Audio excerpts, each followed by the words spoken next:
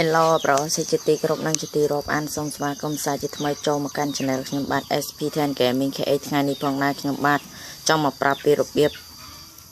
បាញ់សារ៉េ setting បាញ់ស្នប់ឈើអូខេមុនចូលដល់វីដេអូនេះកុំភ្លេចជួយចុច Subscribe និងដាក់សញ្ញាកណ្ដឹងម្នាក់មួយផងបាទហ្នឹងហើយអូខេឥឡូវបានអ្នកតាគ្នាពេញចិត្ត like ម្នាក់មួយផងបាទឥឡូវយើង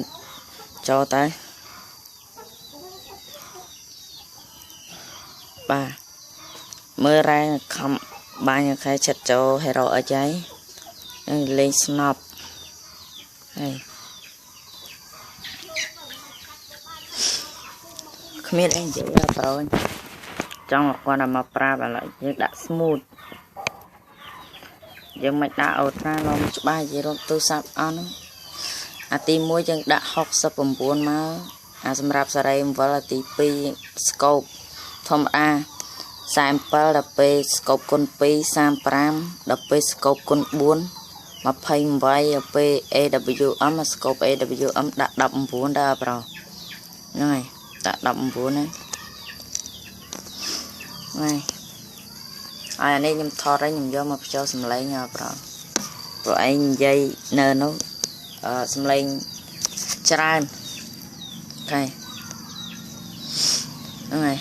ដាក់អញ្ចឹងមកបាទអ្នកឥឡូវខ្ញុំសារភាពជឿទៀតអាហ្នឹងអូខេទី2យើងដាក់អាទី1 different scope only offមកហ្នឹងហើយដល់ពេលនេះយើងមកចាំសារ៉េយល់អាគេដាក់មកស្រាប់ហ្នឹងហើយមើលហេហ្នឹងហើយប្រូមើលណា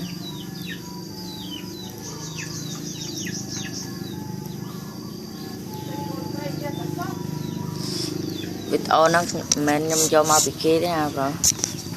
ហ្នឹងហើយយើងលេង hero យក hero ឲ្យក្រោះហ្នឹងមកហើយយើងដាក់សម្រាប់ឃើញមនុស្សអាពេលបាញ់ហើយដាក់រត់លឿន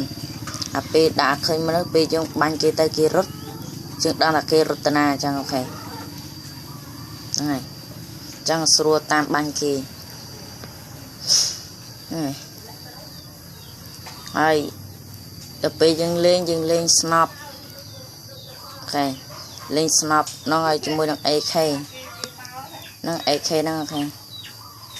ខ្ញុំលេងស្នប់មួយ AK ទៅប្រុសស្នប់វែងM10 14បាទវីដេអូមានតែប៉ុណ្្នឹងដែរបើខុសឆ្គងកន្លែងណាសូមខន្តីអភ័យទោសផងបាទសូមអរគុណ